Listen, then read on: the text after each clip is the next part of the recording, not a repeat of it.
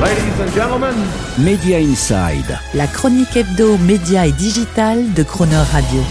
Terence Derieux. Coïncidence ou pas, c'est à seulement quelques jours d'intervalle que Netflix et Canal viennent tous les deux de communiquer sur la refonte de l'interface TV de leur application de streaming respective. Et tandis que Canal+ annonce l'abandon de la marque MyCanal, Netflix claironne, lui, sur l'arrivée de la fonctionnalité MyNetflix. Une proximité de calendrier combinée à une divergence stratégique qui illustre à quel point la bataille autour de l'expérience utilisateur, la fameuse UX ou User Experience, et son corollaire de UI ou User Design s'intensifie désormais jour après jour entre les grandes plateformes de streaming audiovisuel.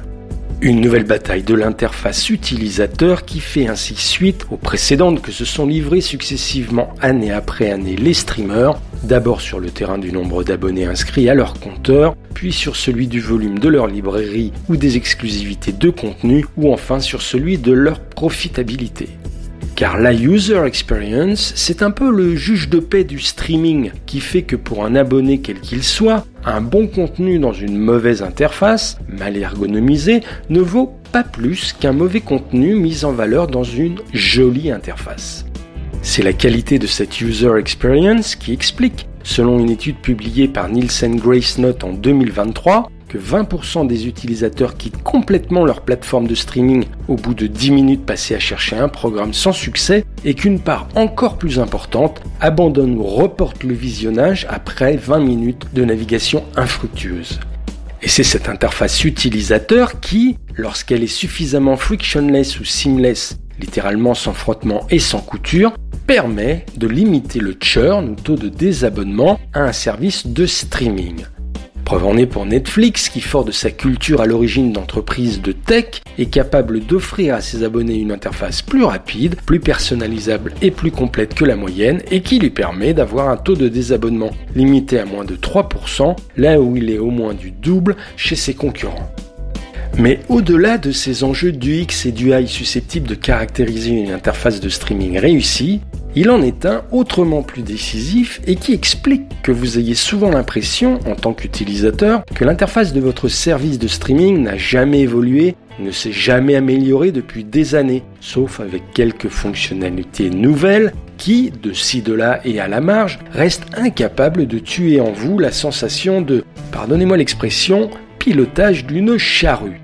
Je veux parler du code, du logiciel informatique de l'interface elle-même, qui, contrairement à ce que l'on peut penser, n'est pas centralisé et unique, a fortiori par exemple celui de Netflix pour ses 300 millions d'abonnés à travers le monde, mais est hébergé sur des milliers de serveurs ou CDN, Content Delivery Networks. Ce sont ces milliers de CDN, Netflix a ainsi plus de 18 000 serveurs OpenConnect déployés dans plus de 100 pays, qui hébergent chacun non seulement le contenu, mais aussi une version de l'interface en fonction de la localisation géographique de l'utilisateur et pour minimiser la latence, c'est-à-dire la lenteur du service.